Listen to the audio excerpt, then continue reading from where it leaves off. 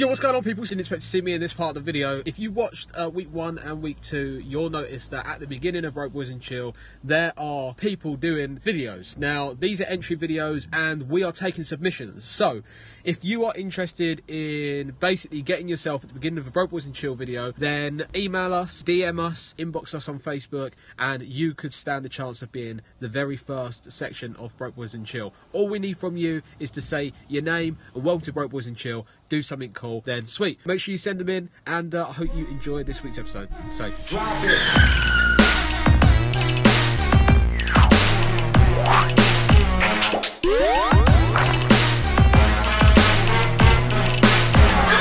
Broke Boys and Chill. Yo, what's going on, everyone, and welcome to Broke Boys and Chill, episode 3. Couple of different things today. If we're looking lower, it's because we're on different chairs, and I'm not gonna lie to you, it feels weird. Yeah, I don't like it. I don't like it either. Are you sitting on? Right, hang on, let me show you. Right on the edge. We're sitting on these. I don't know what these are. These are to stand on, and they're basically for exercising. the chairs are too low, so we've got to boost Mike likes up. prickly stuff up his bum, so I do. Both short as shit, so it gives us a little boost. First things first, let's cover what's happened this week. Well, I say this week. The last weekend just gone, we went Fitted UK. It was a unbelievable show. Like, banging show, weather, fucking diabolical. Yeah. So like, obviously we've had all this crazy weather, we've had all this mad fucking heat, and then, well, no, to be fair, we can't complain. And I'll tell you why. No, we can't complain. It's but inside. Yeah, it was inside, but the one weekend where we actually go away for a big fuck off show. Yeah, like the biggest show in fucking history. It's legit. Fitted is the biggest show of the year. Couple of things on the show. Sick show, sick venue. If you've never been before, then you need to go. It is the biggest modified car show in the country right now. Don't get me wrong, don't quote me on that when it comes to attendance and car attendance, but realistically, it's the best. It is the biggest and most commercial. Other than ours, it's the best.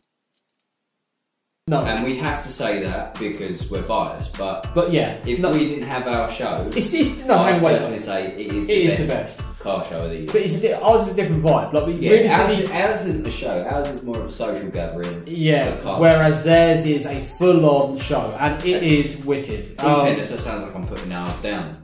It's not. It's just no. Completely it's different complete. Vibe. It's like one of the things where you turn up to a house party and you see mates that you ain't seen in 5 years. That's the vibe of our show. Yeah. Sorry, I was like, what's he getting at? Nah, that's the vibe of our show. Yeah. That's in what comparison. Because you turn up, you park up, and you go off. You find some people, and you're like, oh mate, I haven't fucking seen you in a long time. Yeah, I get you. Let's sit down and chill for 3 hours. Yeah. Whereas their show's different vibe, but still extremely good. Yeah, Fitted UK, absolutely amazing. To everybody that works on that, congratulations, you are now officially putting off the biggest and best show in the country. For the last 2 weeks, you'll see at the beginning of the video, we've been putting out the same episode sponsored by Soci. I haven't mentioned them yet because we are potentially the most unorganised people ever, and we shot them before we realised that we was going to be sponsored for the episodes by Soci. So I hit them up, asked them, they were down to do it, so shout out to Soci. If you don't know what Soci is, it is a free magazine which basically advertises and publicises some of the best cars in the industry, and some of the best products in the industry as well. Banging as well, though. It's a sick magazine. It's not a magazine. It's more like a Harry Potter fucking book. Yeah, it's like hardback book. Honestly, it's banging. And yeah, guys,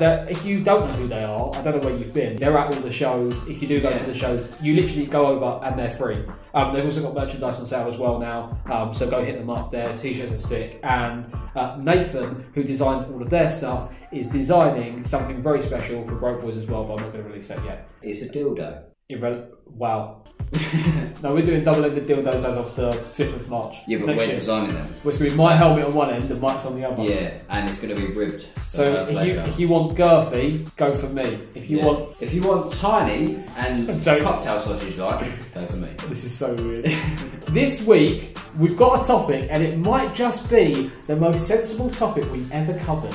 Like, as if we're having a full-on Top Gear moment. They cover such irrelevant shit, and then they get down to the nitty-gritty of stuff, and I'm telling you, what we're doing today is important. Okay, so today's topic is electric cars. Yeah, the car industry is about to change dramatically over the next couple of years. I went into a Porsche with a friend a couple of weeks ago who was potentially buying a Porsche, and the guy... Dan runs in these circles. I bawled. Like, literally. I bawled. I'm joking. They turned around to the guy, the salesman turned around to my mate and said that I think it was like 50% of its line are expected to be full electric within the next, or no, I think it was more. but I don't want to go too toppy. But I think at least 50% of its line was meant to be full electric in the next like 2 years. I like it. If you're watching this for the first time, you're thinking, hang on a second, or if you vote Green Party and all that, then all I'm saying is the reason that we speak like this is because we're petrol heads. But all I'm saying is, one of the best possible things about a car is the sound, and you don't get fuck all from an electric car. So today what we're going to be talking about is, we're not going to get into the technical side of it because we don't potentially... I don't know enough to have a full-on debate about it. But the one thing that we specialise in most, and obviously the industry that we sit in, is modified cars. And the reason that people modify cars is for aesthetic purposes and just the enjoyment of making cars look better. So we are going to be grading. Basically what I've done is gone online, typed in like electric cars, got an article up with all of the cars that are coming in within the next 2 years, or some of the top cars that are coming in within the next 2 years, and we are going to grade them. They'll be popping up on the screen. If you're listening to the podcast, you're going to have to Google these as we go. Okay, so we are currently on inews.co.uk. If you want to fucking follow along at home, you listen to the podcast, then please do. This is their electric car and lifestyle range, which is coming out over the next couple of years. These are set to drop between the years of 2018 and I believe 2020 is the latest that we get to. Starting from the top one is the Audi e-tron Quattro, which is dropping in September 2018. So realistically, we have a month. Basically, it looks like a Q2. Aesthetically, okay. So over the last couple of years, it's not an ugly car. Over the last couple of years, SUVs are becoming extremely popular. Which pisses me off. Among the majority of the general public. Yeah. Which is a shame because I think we're feeling the need to compensate for something that we don't really need. So obviously finance has come in a lot over the last, say, 5 years. Yeah. And what people feel the need to do is buy stuff they can't afford, because you can buy stuff you can't afford now.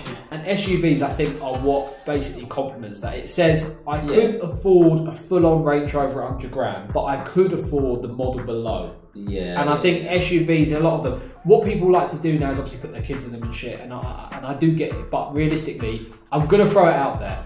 If anyone's ever sat in a Duke, in the back seats, you get more fucking room. In my classic Mini had more room in the back than a fucking Duke does, and then things are fat and ugly. I don't know if that counts as an SUV, but I don't know. know. It's a crossover, so I don't think it's quite an SUV. It's like SUV size. It falls between the size of a Q5 and a Q7, so I apologise. Q2...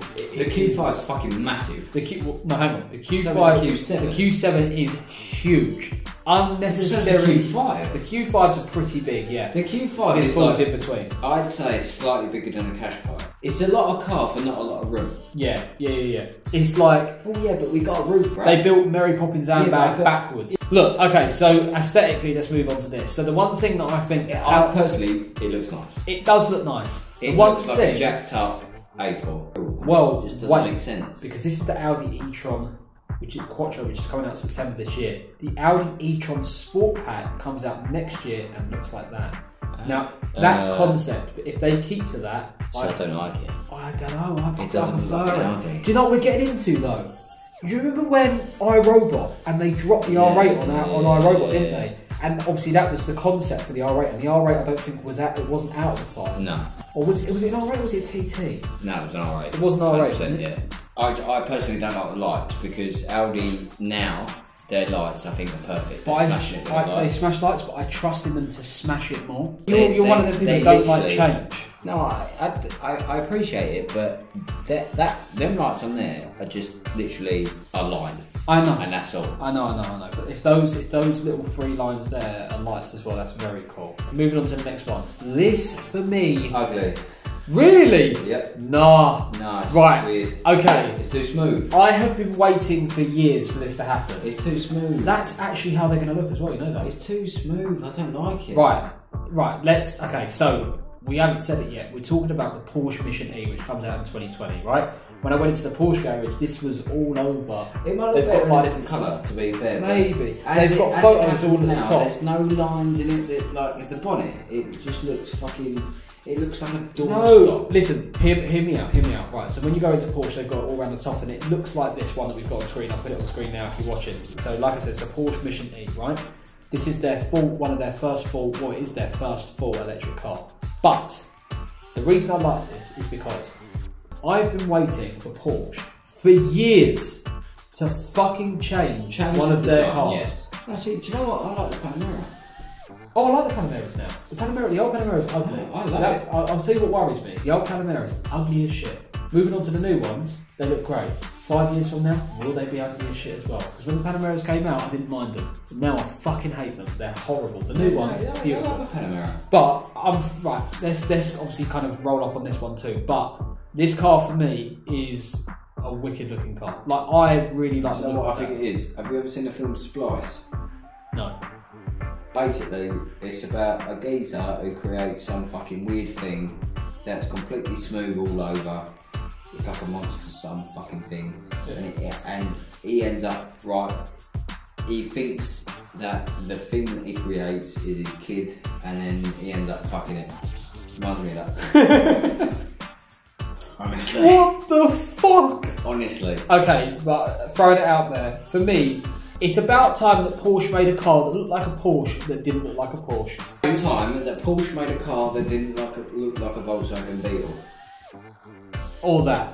Like, I'm sorry to anyone that owns a Porsche, but Porsches don't do it for me. If I go down the road and an R8 goes past, or a fucking Lamborghini goes past, or anything within the same price range of, like, say, a middle range Porsche, the only reason people buy them as well, and I've fucking heard this a million times over, and it pisses me off, is because their lowest one that you can get is about 35 grand. That is a fucking insult to anyone that buys a high range Porsche. Yeah. You shouldn't be selling. And the reason why I kick off is because their 35 grand Porsche isn't like a hatchback version. No, it's the same. It looks the fucking same. It's got a shit engine. It's got shitter engine and less fucking holes in it. But back to this, I will say fully that for me, I like this car.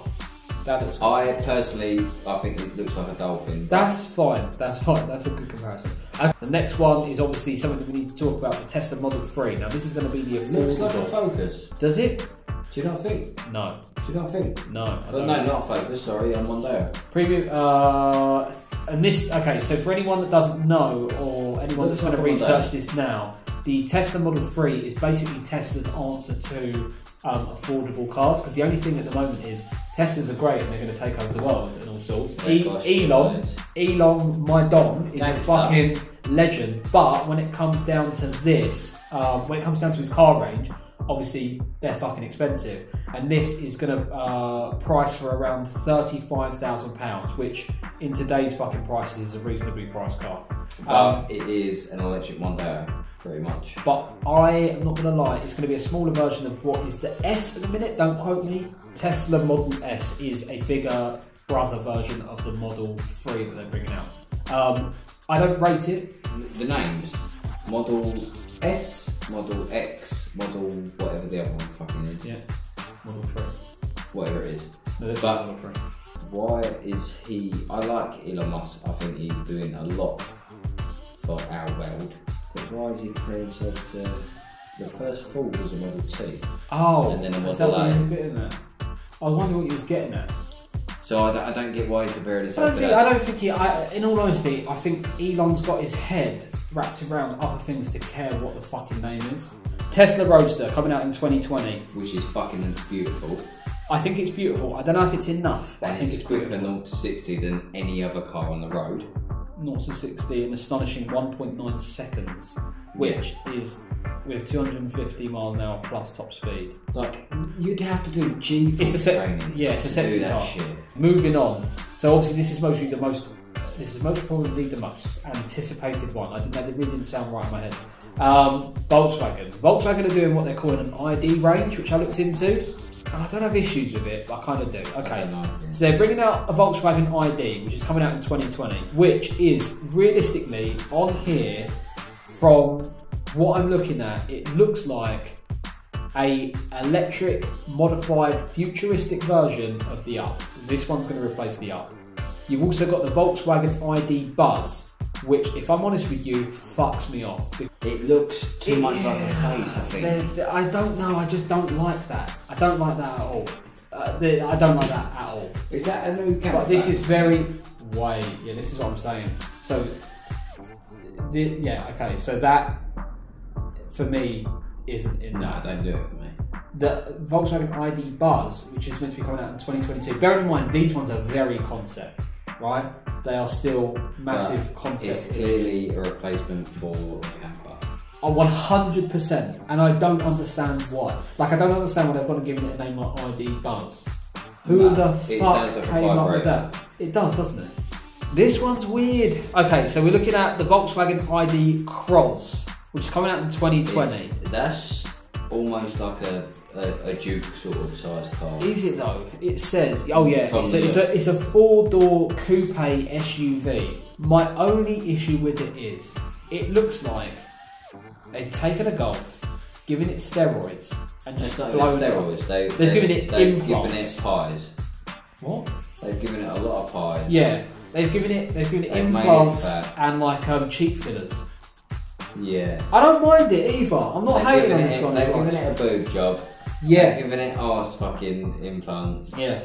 If this one is the way that Volkswagen go, I don't hate it, but I don't know. But I think this is because it's an SUV. If they tone this down for the Golf, yeah, if they made the Golf looking like that, then I've never been a fan of Golfs, but the 7, come on now, it looks great.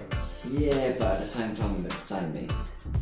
Yeah, okay, but it looks very. I'm torn on this one, but I do like it.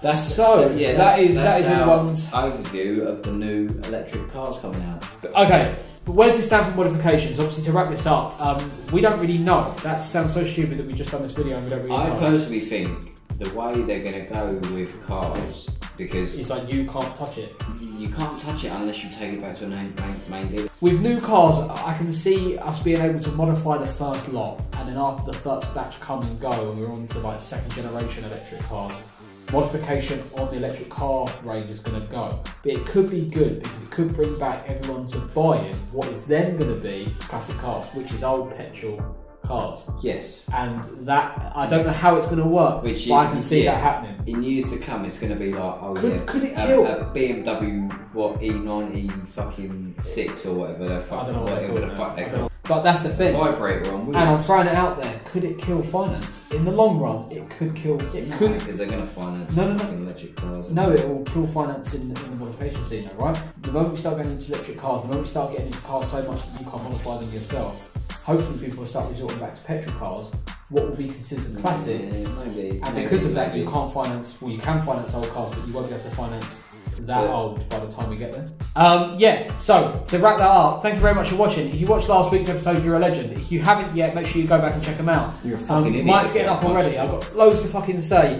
Check us out on the website. Make sure you subscribe to the YouTube channel. And more importantly, if you're on the podcast right now on SoundCloud, if you're right there, bro, you are gonna fucking.